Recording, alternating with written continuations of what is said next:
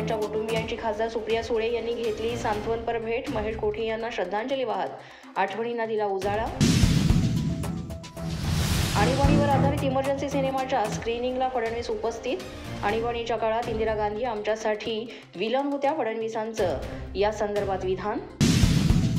मुख्यमंत्री देवेंद्र फडणवीस आणि उपमुख्यमंत्री एकनाथ शिंदे यांच्या अध्यक्षतेखाली आज बैठक. नाशिकमध्ये होणाऱ्या सिंहस्थ कुंभमेळ्यासंदर्भात आढावा घेतील. सह्याद्री अतिथीगृहावर बैठक पार पडेल. बीड घटनेसंदर्भात मुख्यमंत्री फडणवीसांनी सर्वपक्षीय बैठक बोलावली. खासदार सुप्रिया सुळे यांची मागणी. धनंजय मुंडे यांनी राजीनामा द्यावा अशी सर्वपक्षीय लोकांची मागणी असल्याचं सुळे यांचं वक्तव्य. बीड जिल्ह्यात आतापर्यंत 162 लोकांचे पिस्तूल परवाने रद्द. 20 जणांच्या नावे. मृत्यूनंतरही पिस्तूल परवाना रद्द करण्यात आलेल्या लोकांमध्ये अनेक राजकीय पक्षाशी संबंधित लोकांचा समावेश.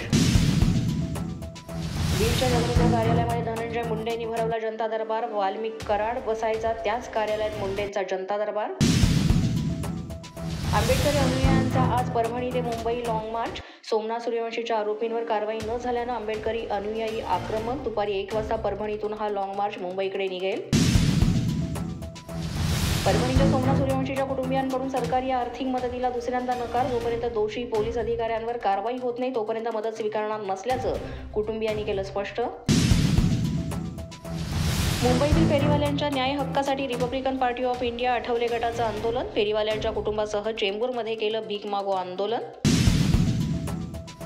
धारावी सोशल मिशनच्या माध्यमातून धारावीतील तरुणांना रोजगार, कौशल्य आणि रोजगार देण्यासाठी नवभारत मेगा डेव्हलपरचा उपक्रम. ट्रेनिंग घेतलेल्या वेगवेगळ्या क्षेत्रांमधील 100 मुलांना अंधेरी पूर्वेत रोजगारासाठी सर्टिफिकेट देण्यात आलं. अशाच नवनवीन अपडेट्ससाठी आणि ताज्या बातम्यांसाठी पोलीस माझा न्यूज YouTube चॅनल सबस्क्राईब करा. तसंच आमचं फेसबुक, इंस्टाग्राम आणि ट्विटर अकाउंट फॉलो करा.